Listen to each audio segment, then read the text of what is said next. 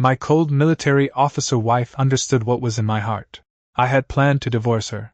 But in the end, she chose me and gave up her first love. Evelyn sat across from me in her lieutenant colonel's casual uniform. Shoulder boards sharp, back straight, carrying that unique military restraint and distance. Her fingers traced over the contract terms. Her tone all business. No warmth in it. Toland, you know the rules. Fulfill 1 year. Divorce at the end. You get the trust assets, and we owe each other nothing. No need for pleasantries in private. Just keep up appearances in public. Toland kept his eyes down, long lashes hiding whatever was in them. His face showing just the right amount of indifference and compliance. No one knew that underneath. He carried years of hidden longing, and a heart that had gone cold time after time. Just get through these 12 months. Crushing on her when I was young was my own doing. After getting the cold shoulder over and over. Even the warmest heart goes cold. Get the 2 billion. Buy that lush pasture out west. Get away from the chorus family mess. Get away from wanting something I can't have. After that, freedom. He kept all his escape plans locked inside. Not a trace on his face. And looked up with a flat response. I'll follow the contract. He deliberately kept distance, drawing a clear line between them. This marriage had never been equal from the start. Toland went through the motions, always planning his exit. Evelyn stuck to the agreement, still carrying her childhood flame. Jiruin, in her heart. Months passed in that empty mansion. They lived in separate suites at opposite ends, under the same roof. Most days they didn't even run into each other. At family banquets and public events, Evelyn played the loving wife. The moment it ended, she went right back to cold and distant. Not a single extra word. Toland never pushed, never complained, never made a scene. He kept everything bottled up and silently counted down the days. Don't initiate, don't overstep, don't hold on to hope, just wait it out. Take the money and leave. Feelings are the least reliable thing. I won't fall for it again. Dinner at the long table was quiet. Just the soft clink of silverware against plates. Evelyn's phone lit up. A message from Jiruin. Just a few lines, but it softened her usually cold expression. That brief warmth didn't escape Toland's notice. His fingers tightened. Sourness churned in his chest. But he had no right to be jealous. Of course. The moment Jiruin shows up. She's different. I've been here all this time. And it means less than a single message from him. It's fine. It's just a contract. Know my place. Wait for the payout and leave. Evelyn replied to the message and put her phone away. Looking at him. Next week. There's family business along the highway. We'll both attend and drive back together. Clear your schedule. No problem, Toland said, already counting in his head. Another chunk of time scratched off. Closer to freedom. He had everything planned out. Just waiting for the contract to end so he could make a clean break. He never imagined that this ordinary drive back would shatter all his masks and rewrite both their fates. Traffic was light on the highway. The only sound inside the car was the weak hum of the AC. Toland gripped the wheel, eyes fixed on the road ahead, calm and composed on the outside. But his mind was already out on that pasture. Business trip done. Another day down. Countdown keeps ticking. Once I have the money, I'm gone. No more being trapped here, watching her pine over someone else. Evelyn leaned back in the passenger seat, her thoughts drifting to Jiruin, who was about to come back. Next rest stop. 10 minutes. Got it. Toland's foot eased off the gas. Then disaster hit. A heavy truck behind them had brake failure and slammed straight into their car. The impact sent them spinning. The car scraped along the guardrail, rolled twice, and crashed hard onto the pavement. Airbags deployed, metal twisted, glass exploded everywhere. Evelyn was the first to regain consciousness. Her forehead was bleeding from the airbag impact, warm blood streaming down her brow. Every bone ached with dull pain, and her ears rang nonstop. She struggled to unbuckle her jammed seatbelt, still trying to piece together what had happened, when a clear male voice cut straight into her mind. Not through her ears, directly into her consciousness. Shit. Ribs are probably broken. Need to check if she's okay first. She can't go down. If something happens to her, this contract is void, and that 2 billion trust fund goes up in smoke. Evelyn froze. She turned to look at Toland next to her. His lips were pressed shut. He hadn't spoken a word. Damn it. A crash like this. At least we're alive. Check on her first. Forget about my own injuries. Logically, I know I should protect my own interests first. But instinct won't let me just watch her get hurt. But I can't let myself feel anything. She's always had Jiren in her heart. If I fall for her, I'm the one who suffers in the end. Cold sweat ran down Evelyn's back. That was Toland's inner voice. Sirens grew closer. Rescue teams pulled them out and rushed them to the hospital. The results: Evelyn had a concussion and a forehead laceration. No internal damage. Toland had 2 broken ribs and extensive soft tissue bruising. He needed to stay in the hospital for rest. The single room reeked of disinfectant. Just the 2 of them. Toland leaned against the headboard, bandaged up, his expression cold, deliberately keeping distance from Evelyn at his bedside. To anyone watching, he was still just the contract husband who'd settled for the massive payout. Since the crash, Evelyn had gained a strange ability. She could only hear Toland's thoughts, no one else's. She stood by the bed, watching him without moving, studying him. Before, she'd only seen his outer shell. Now, underneath it all, every contradiction and internal struggle was laid bare in front of her.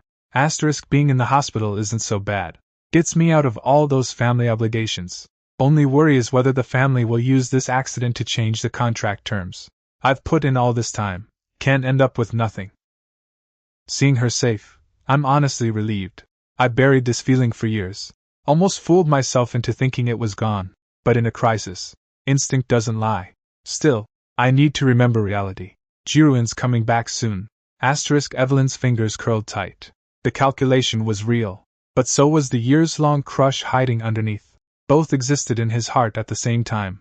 The doctor says your ribs need at least 6 weeks to heal, Evelyn said, keeping her voice as steady as she could, hiding the turmoil inside. I'll handle public appearances alone from now on. The contract only requires maintaining a public image. It doesn't force you to show up injured. Toland glanced up flatly. Appreciate it. Perfect. Resting here keeps me away from events. Less time with her, less feelings, less pain. Evelyn's emotions churned. Before, she'd always assumed Toland took this marriage for money. Now she saw the whole picture. She still hadn't decided whether to reveal her secret. Once it was out, the fragile balance between them would shatter. Visiting hours ended. The nurse adjusted his fore and left, leaving the 2 of them alone again.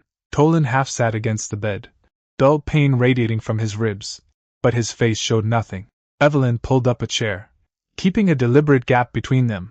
In the days since the crash, she'd been quietly watching. What Toland said out loud and what he actually thought were always 2 different things. The police report is handled. Insurance is processing the claim. You don't need to worry about any of it, Evelyn said. Thanks. Toland gave a slight nod. The insurance payout is for the accident. Totally separate from the divorce trust.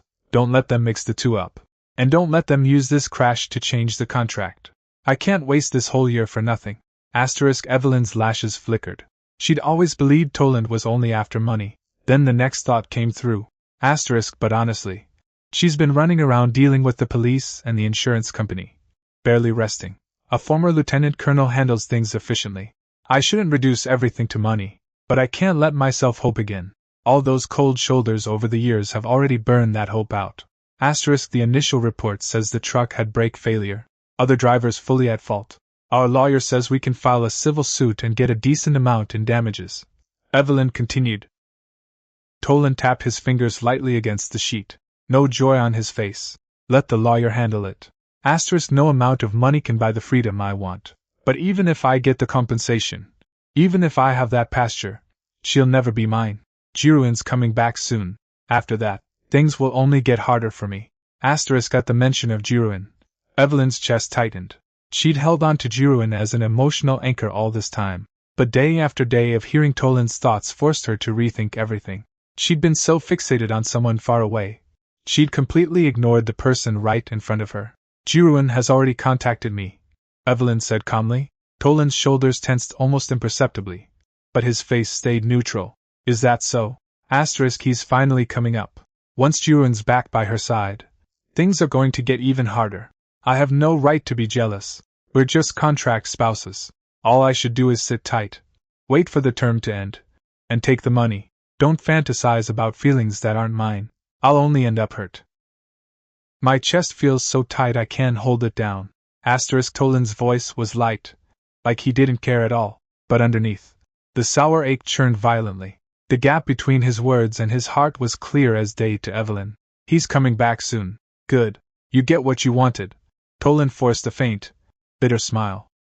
Easy to say, but inside, it feels like a dull knife cutting over and over. The person I've loved since I was young. Everyone could see it except her. This contract my grandparents set up ties me down, but it can't tie her heart. She's probably counting down the days until it ends. But then again, she might be afraid that ending it early would make me lose the trust. Part of me wants her to be happy, and part of me is selfish and unwilling to let go. I'm a mess. Evelyn stayed quiet. She finally understood. Toland wasn't cold by nature. He'd built walls around himself after being ignored for so long, using money as a way to protect himself. You don't seem surprised, Evelyn tested. Toland looked up, his gaze distant. You've been waiting for him all along. I should have known. The love I buried since I was young, it all stays buried inside. I'm just a placeholder in this contract. That thought never left his lips, but it echoed loud and clear in Evelyn's mind. Guilt, shock, doubt. They crept in layer by layer. She'd completely overlooked Toland's hidden feelings, brushing him off as nothing more than someone chasing money. Footsteps from the nurse making rounds broke the silence in the room. Evelyn stood up. Rest well. I'll come back tomorrow. I'll handle things at home. Appreciate it. Just heal up fast. Finish out the contract. Don't let any useless fantasies creep in. Evelyn stepped out and closed the door. Toland's thoughts disappeared. She leaned against the cold hallway wall. Every belief she'd held overturned. She couldn't reveal this secret yet. If she did, the fragile balance would collapse completely. Toland came home from the hospital. His ribs still hadn't healed fully. No heavy movements. The mansion went back to its usual contract marriage state. Separate bedrooms, mostly keeping to themselves. Evelyn kept the mind-reading secret from everyone. Jiruin's return date got closer every day. She juggled military handovers and family matters while passively receiving a constant stream of Toland's thoughts. The doorbell rang one evening. The butler opened it. Jiruin stood in the entryway. Tailored suit, warm smile. Every bit the image of the young lover Evelyn remembered. Toland sat on the living room couch, flipping through a pasture brochure. He looked up at the visitor. Expression calm. Here he is. Looks charming enough on the outside. But something feels off. Hope it's just my bias as the rival. And not me overthinking. Jiruin's eyes locked straight onto Evelyn, completely ignoring Toland. He stepped closer, his voice soft and full of affection. Evelyn. Long time. Evelyn moved forward 2 steps. A flicker of emotion in her eyes. How was the trip? Smooth enough. All those years abroad. I kept dreaming of coming back to see you, Jiruin replied, his gaze sweeping subtly across the mansion, quietly assessing the Chorist family's wealth. Toland's fingers rubbed the edge of the page. He kept up his polite front, playing the devoted act. That glance just now. He wasn't looking at Evelyn. He was looking at the house. Even if I notice something off, what good does it do? I'm just a contract husband. Any suspicion from me will just look like jealousy. She's already biased toward him. My words carry no weight. Evelyn caught the thought in her mind. A flicker of caution sparked. She studied Jiruin carefully, but on the surface, she found nothing. Jiruin finally turned to Toland, extending a hand with a courteous smile. Toland, nice to meet you. Thanks for looking after Evelyn while I've been away. Polite words, but the underlying aggression was clear. He was making it obvious that Toland was just a temporary stand-in. Toland shook his hand briefly. Grip controlled. Wouldn't call it looking after. Just fulfilling a contract. Listen to that. Looking after. Fine. Whatever. A year from now, I'm out. None of this has anything to do with me. I just want the 2 billion. I want my pasture. But there's this uneasy feeling in my gut. If he's not genuine with her, what then? What right do I have to interfere? Evelyn's palm tightened. Toland's concern wasn't just jealousy. It was a real warning sign. Jiruin stayed for dinner. At the table, he kept bringing up their shared past, hinting that after the contract ended, they could be together again. Toland quietly cut his food, barely saying a word. Nostalgia is just nostalgia. He keeps talking about a future with Evelyn, but he never mentions his time overseas. I've skimmed a few news pieces. He's tied to some failed investments. Not sure if my hunch is right. Evelyn filed that information away. Before, she'd only felt joy at the reunion. Now, Toland's thoughts had cracked through the surface. Midway through dinner, Jiruin's phone buzzed. He glanced down. A flash of anxiety crossed his face. Gone in an instant, replaced by warmth. That brief slip didn't escape Toland's notice. Debt collector? Most likely carrying heavy debt. If that's true, then coming back to Evelyn isn't about rekindling an old flame, it's about using the chorus fortune to fill his gaps. A chill went down Evelyn's spine. She didn't want to doubt her first love, but Toland's judgments kept echoing in her head. After dinner, Jiruin asked for a private talk with Evelyn. Toland stood up smoothly. You two talk.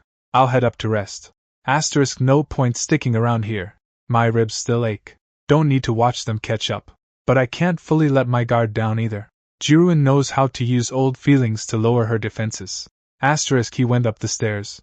But instead of going to his room, he stopped at the turn, leaning against the wall, keeping an ear on the living room below. Downstairs, Jiruin lowered his voice, full of tenderness. Evelyn, all these years? I've never forgotten you. When this ridiculous contract is over, let's never be apart again. Evelyn didn't answer immediately. The doubts in her mind had already piled up. Toland stayed in the shadows of the hallway, his old injury throbbing, his thoughts in chaos. I'm standing here with no standing at all. No right to interfere with her choices. But I'm scared. Scared she'll give her heart and get nothing but calculated deception in return. I want the pasture. I want the money. But more than that, I don't want to see her get hurt. Jiruin's confessions drifted up from below, while Toland's worry hung in the air above. The rose-colored glasses of her first love were cracking. Piece by piece, Jiruin lingered late into the night, using their shared memories as an excuse. The servants had all left. The only sound left in the house was the ticking of the clock. Evelyn, mindful of their old bond, didn't force him out, but she kept a safe distance. Toland's thoughts over the past days had put her completely on guard. All those years struggling overseas. The only thing that kept me going was you. Jiruin stepped closer, his voice pleading. Evelyn, when the contract ends, let's settle abroad together. Live in peace. He reached for her wrist. Evelyn sidestepped, her expression turning cold. I remember what we had. But this contract has to run its course. That single rejection tore through Jiruin's facade. His massive debts had left him cornered. Coming back to Evelyn was his only way out. His patience was gone. Up in the hallway, Toland still hadn't moved. Alarm bells were screaming in his head. Too pushy. You don't rush someone you haven't seen in years. He's trying to trap her. Drain the chorus fortune. The thought cut through all pretense. Jiruin picked up a glass of warm water that had been poured earlier. His face soft again. Sorry. I got ahead of myself. It's late. Have some water. Let's talk slowly. Evelyn looked down at the glass. She hesitated. Her military instincts screamed caution, but a sliver of old affection made her reluctant to assume the worst. In that moment of hesitation, Toland's thoughts exploded from upstairs. There's something in that water. He slipped something in when the servants left. He's trying to take control of her. Evelyn went rigid. Every remaining illusion shattered. She pushed the glass away. No thanks. Not thirsty. The blunt refusal wiped the warmth off Jiruin's face. His gentlemanly mask crumbled. Evelyn, you're going to treat me like this? You're the one with bad intentions. Evelyn straightened her back, her military presence sharp and commanding. You didn't come back for old times. Caught out. Jiruin dropped the act. Fine. You see through it. I'm drowning in debt. Only the chorus family can save me. Help me out, and we can still have what we had. Refuse, and no one walks away clean. He lunged forward, trying to force her down, resorting to extreme measures. Heavy footsteps pounded down the hallway. Toland ignored his broken ribs. Charging down the stairs, he grabbed Jiruin's arm and threw him back with everything he had. Jiruin stumbled. Toland planted himself in front of Evelyn, his face ice cold. He could have stayed out of it. Let Jiruin expose himself. Taken the accident payout. Waited out the contract and collected the $2 billion. Walked away clean. But the moment Evelyn was in danger, all his planning for the past year went out the window. The settlement. The $2 billion. The pasture I've been dreaming of. None of it matters. A whole year of planning my exit. And it means nothing next to her safety. Anyone who tries to hurt her, I won't let it slide. That raw, burning thought slammed into Evelyn's mind, sending a shock through her chest. Toland, This is between me and her. Stay out of it, Jiruin snarled. As long as this marriage stands, she's my wife. You're after my wife. You're after her family's money. You don't get to act however you want, Toland scoffed, radiating a pressure that filled the room. His ribs screamed with pain. He gritted his teeth and bore it. Jiruin knew he couldn't win tonight. He spat out a threat and fled the house. With the danger gone, Toland's body went slack. Agony flooded through him. He bent slightly, cold sweat beading on his forehead. Evelyn rushed to his side, grabbing his arm. Her fingertips touched his trembling, strained muscles. Moved, guilty, shaken, all at once. She'd heard it clearly. In that moment of choice, he'd thrown away a full year of planning for his financial freedom, just to protect her. The constant scheming, the obsession with the pasture and the payout, that was just his escape plan. Deep down, buried under all of it, was a love he'd hidden for years. Jiruin fled into the night. The living room fell silent. Evelyn helped Toland back to his room. The struggle had aggravated his rib injury. Every breath came with a dull ache. He was always so good at hiding it. But now the exhaustion and pain showed. Evelyn helped him lie down. Gone was the military toughness. This was genuine care. No longer just going through the motions of the contract. Don't move. Stay still. I'll get the anti-inflammatory and pain relief. Toland lay quietly, outwardly calm, but inside, a mess. Everything's a wreck now. Missed my best chance to secure the evidence. Pissed off Jiruin too. More trouble coming for sure. But the ridiculous thing is, I don't regret it one bit. When the crisis hit, every plan, every dream of freedom, it all came second. Evelyn returned with the ointment and warm water. She sat beside the bed, carefully treating the skin around his wounds. His thoughts kept coming, letting her see every layer of this contradictory, sincere man. He was pragmatic and self-interested, always calculating his exit. But when it counted, his instinct was always to protect her. I'm sorry, Evelyn said quietly, her voice full of regret. I misjudged him. I dragged you into this, and made your injury worse. Toland frowned slightly. Not your fault. He's the one with ill intentions. She doesn't have to apologize. She's too loyal. She gave an old friend her trust. Good thing I was here tonight. But this warmth, it doesn't feel real. It's probably just guilt making up for what happened. Once the wounds heal and things settle down, it'll all go back to how it was. Don't fall for it. Whatever you do. After the crisis. The thick wall between them started to crack. The separate rooms, the silence, the rigidity of before, it broke down. Evelyn stayed in his room that night. No flirtation. Just the quiet closeness of two people who'd been through something together. In the days that followed, Evelyn completely let go of her attachment to Jiruin. All her attention went to Toland. She remembered his food restrictions, reminded him to take his meds, gave him a cushion when he sat too long. These small acts of care slowly seeped into Toland's guarded world. He said little out loud, but inside, his defenses were crumbling. Getting too greedy. I just wanted the money and to leave. Now I'm craving this warmth. But it's an illusion. It's guilt-driven.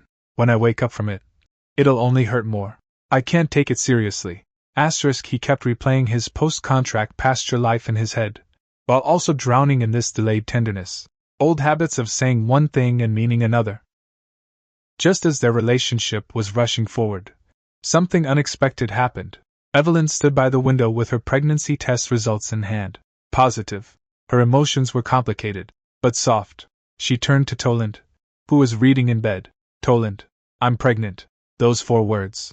Toland froze. The book stayed open in his hands. His face was full of shock. Inside, an explosion. A baby? We're having a baby? This throws everything off. The pasture, the freedom, the 2 billion, everything I've been waiting for. It's all slipping away. But underneath the shock wasn't rejection. It was a desperate, helpless tenderness. He looked up at Evelyn. His throat moved. His voice came out dry. For real? For real. Evelyn watched every micro-expression on his face. What do I do? I wanted to be free. But looking at her, thinking about this baby, I don't want to leave anymore. I'm afraid this is all a dream. That when I wake up, I'll be alone. What if this security is just a temporary mirage? Toland's thoughts were laid bare. No ecstatic joy. No selfish refusal. Just the helplessness of anyone facing the unexpected. and the fear of someone who'd fallen too deep. Evelyn took in every bit of his internal struggle. She understood now. He wasn't greedy or cold. He was terrified of being let down. So he used calculation as a shield. Wealth was just his backup plan. She sat on the edge of the bed. Don't panic. We'll take it slow. No pressure. No trapping him. Just acceptance. Toland looked at her. For the first time, the urge to run began to shift. The pasture was still what he wanted. But now, there was something more worth protecting than money and freedom. With the pregnancy in the open, their relationship shed the coldness of the contract and took on something more human. But Toland's heart still lingered in uncertainty. He went to checkups with her. He rested and healed. He was gentle and considerate in everything. But underneath, his guard never fully dropped. This is too perfect. It feels like a dream. All that coldness for a whole year. And then one crisis and a baby. And she changes completely. I keep thinking this is just pity. That when the dust settles, she'll come to her senses. Day after day, Evelyn heard his internal battles. She decided it was time to break the biggest secret. After dinner, the lights were soft. No one else around. Evelyn finished tidying up and sat beside Toland.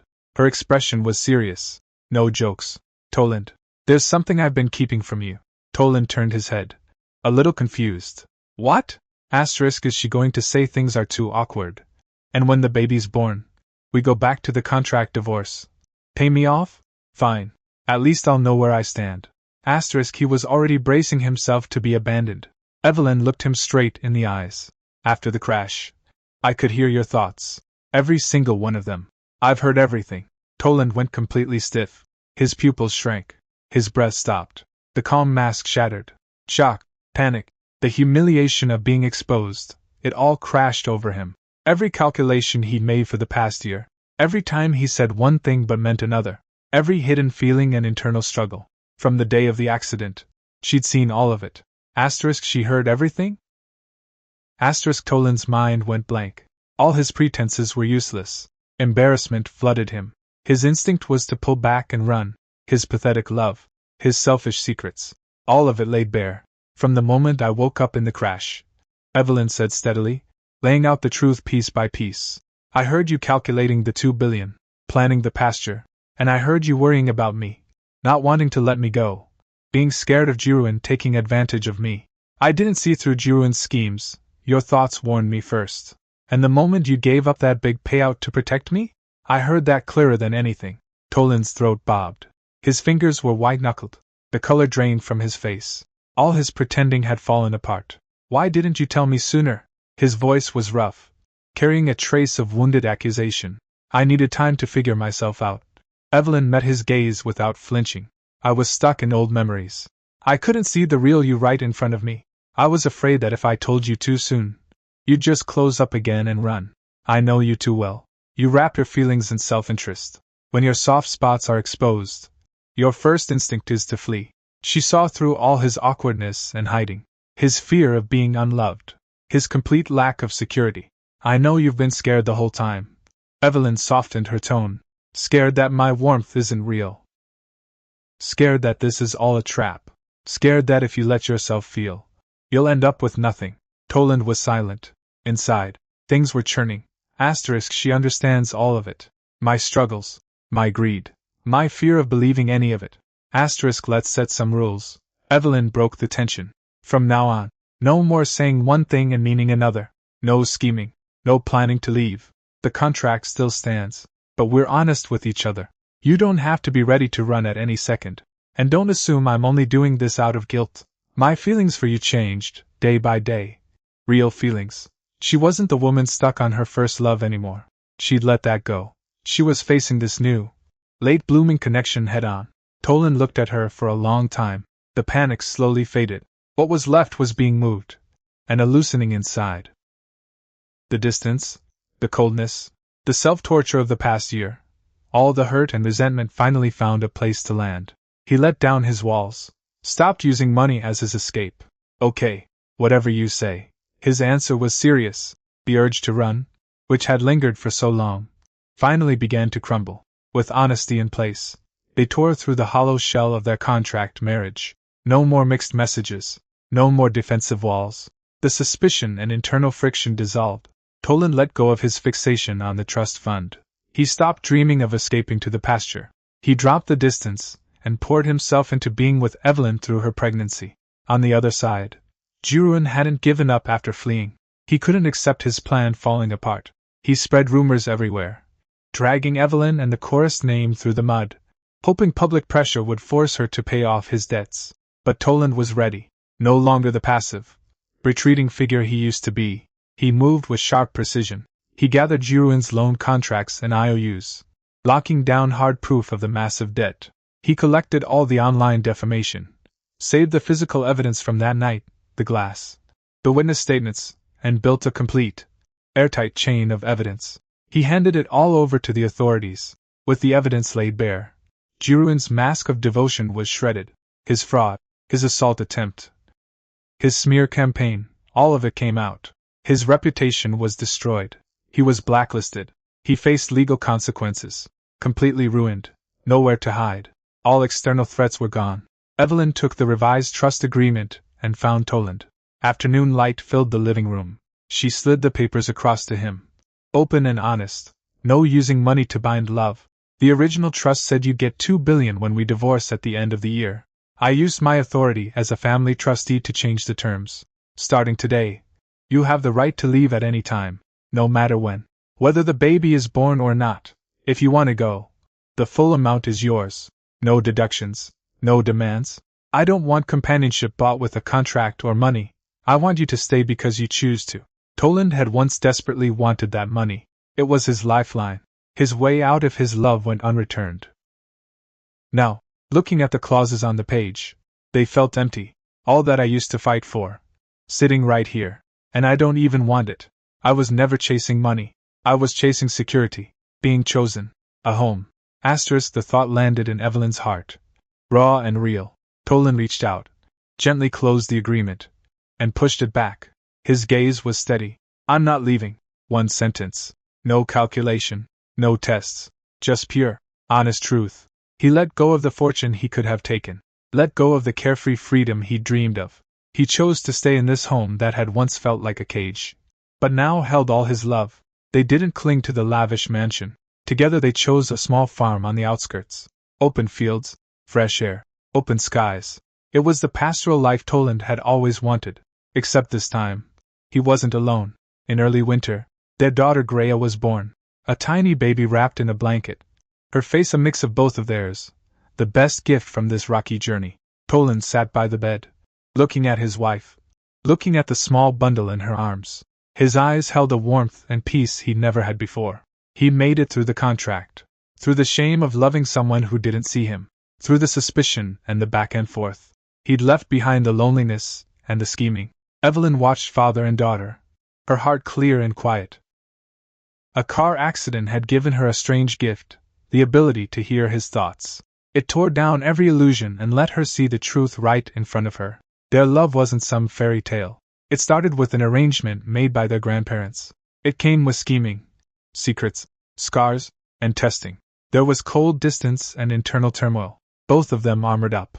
But it was those very imperfections that made the final choice so precious. The one who kept running finally stopped. The one whose heart was stuck in the past finally saw only the person in front of her. They shed every layer of armor and found their happiness in the small, ordinary moments of life. All the pain of the past was behind them. From now on, year after year, they'd have each other.